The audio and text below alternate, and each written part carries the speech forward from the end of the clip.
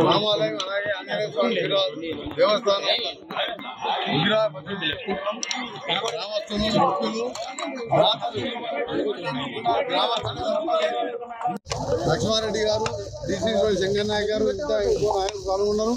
నేను ఒకటే దేవుని ప్రార్థిస్తున్నా. కానీ రీతిలో ఈ సంవత్సరం కరువు వచ్చి ప్రజలు కూడా ఇబ్బందుల్లో ఉన్నారు. అన్నింటి నుంచి గతంలో 2-3 సంవత్సరాల క్రితం కరోనా లాంటి మహమ్మారి వచ్చి 100 సంవత్సరాల క్రితం వచ్చిన ఆ రోజున్న మహమ్మారి కంటే పెద్దలు వచ్చి ఎన్నో లక్షలాది మంది చనిపోవడం జరిగింది. అలాంటి కాకుండా దేవుడు ప్రజల్ని కాపాడాలని. ఎందుకంటే ప్రతి గ్రామంలో దేవాలయాన్ని ఎందుకు కట్టుకుంటాం? దేవుడు వచ్చి మనకు కాపాడుతాడని కాదు. దేవుడు ఉంటే మనం అంతా కూడా మంచి మార్గంలో నడుస్తాం. నలుగురికి పేదవారికి సహాయం చేస్తాం. కష్టాల్లో ఉంటే దేవుని మొక్కుతాం. దేవుడు తీర్చడానికి కాదు. మన ప్రవర్తన మన తరని మనం పేదవారికి చేసే గుణాలు మనలో రావాలని ఆ దేవుడు మంచికి ధైర్యాన్ని ఇచ్చే విధంగా ఈరోజు ఇక్కడ అలాగే వెంకటాచలపాలెంలో వీరబ్రహ్మేంద్ర స్వామి ఆలయానికి ప్రతిష్ఠించుకోవడం ఒకటే రోజు ఒకటే మిర్యాలగూడ ప్రాంతంలో ఇంత పెద్ద దేవస్థానం ప్రతిష్ఠించుకున్న సందర్భంగా ప్రజలందరినీ మంచి జరగాలని కోరుకుంటున్నాను. మిల్లర్స్ వార్తలు వస్తే నిన్న నేను జాయింట్ కలెక్టర్ గారిని శ్రీనివాస్ గారిని డిఎస్ఓ గారిని పంపడం జరిగింది. అయినా సరే నిన్నటికెళ్ళి ఈ రోజుకెళ్ళి కూడా మార్పు లేదు. మన ఎమ్మెల్యే గారు పోతే ఒక రోజు 2600 కొన్నారు. ఇప్పుడు నేను అక్కడ మిల్లు దగ్గర ఆటాడి మిల్లర్స్తో రైతులతో గంట సేపు మాట్లాడినా జాయింట్ కలెక్టర్ డిఎస్ఓ గారిని ఇప్పుడు రమ్మన్నాను. నేను కూడా అక్కడికి వెళ్తున్నా. ఒకటే మిల్లర్స్కు హెచ్చరిక చేస్తున్నాం. మీకు ఎంత ఈరోజు మీరు సన్న బియ్యం పండియాలంటే మీరు ఇచ్చే ధరకు పెట్టుబడి కాదు కదా, ఎకరానికి 20,000 నష్టం వస్తుంది. దయచేసి ప్రభుత్వంలో ఒక సీనియర్ మంత్రిగా చెప్తున్నాం. మీకు ప్రభుత్వం అన్ని విధాలుగా ఆదుకుంటుంది. ఇవాళ మీరు 50-60 రూపాయల కిలో బియ్యం అమ్ముకుంటున్నారు. మీరు రైతులను ఈ విధంగా అన్యాయం చేయొద్దని, మీరు అన్యాయం చేసినట్టయితే తప్పకుండా ప్రభుత్వం చూసుకుంటూ ఊరుకోదు. ఇప్పటికీ ఆ మిల్లు మీద చర్యలు తీసుకొని సీజ్ చేయమని చెప్పిన మిల్లర్ అసోసియేషన్ వాళ్ళకి చెప్తున్నాం. మీరు కూర్చొని మాట్లాడుకొని ఏ రైతు వచ్చినా సరే 28 గంటలలో ధాన్యం తీసుకొని రోడ్ల మీద ఎండలకు ఉంచకుండా ఈసారి కరువుతోని నీళ్లు లేక కూడా ఇబ్బంది పడ్డారు. మీరు 2800 తక్కువ కన్నగొట్టు ఇట్లా కొంటే మీరు ఆ రైతులను వేధిస్తే తప్పకుండా మీ మిల్లులు కూడా సీజ్ చేయడం జరుగుతుంది.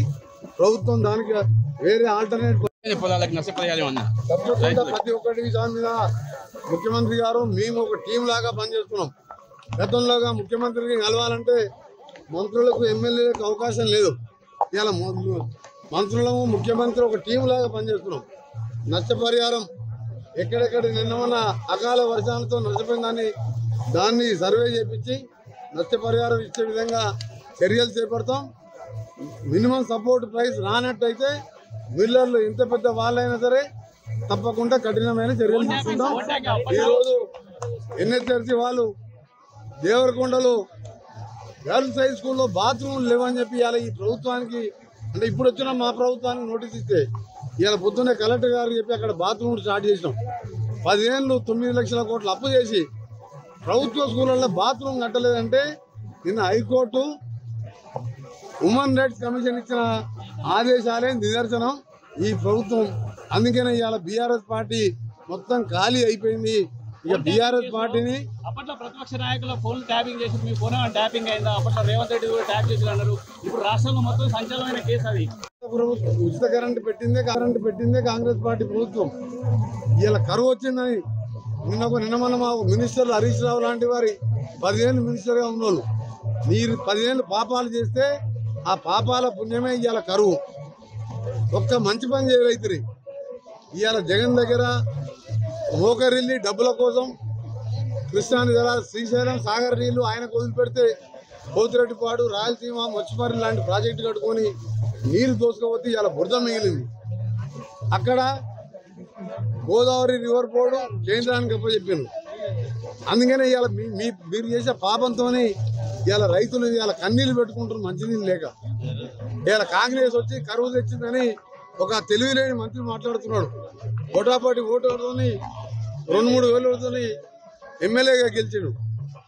నీకు బుద్ధి ఉంటే నల్గొండ జిల్లా దక్షిణ తెలంగాణలో 36 సీట్లకు 32 సీట్లు 60-70 వేల మెజార్టీ ఎందుకు గెలిచాను? 10 ఏళ్ళకెళ్ళి ఈ దక్షిణ తెలంగాణ అన్యాయం చేసింది కాబట్టి ఈరోజు నీకు ఆ ఎన్నికల్లో ఆ రిజల్ట్ వచ్చింది. ఇంకా కూడా బుద్ధి రాలే ఆ మంత్రులకు. ఇవాళ మిర్యాలు కూడా చూడండి, నల్గొండ చూడండి, తుంగతుర్తి చూడండి, నామినేషన్ అయితే 60 వేల మెజార్టీ. 10 ఏళ్ళకెళ్ళి నల్గొండ జిల్లాని దక్షిణ తెలంగాణ నాశనం చేసినాం. ఇంకా బుద్ధి మారకుండా మాట్లాడుతున్నారు. ఇకనైనా బుద్ధి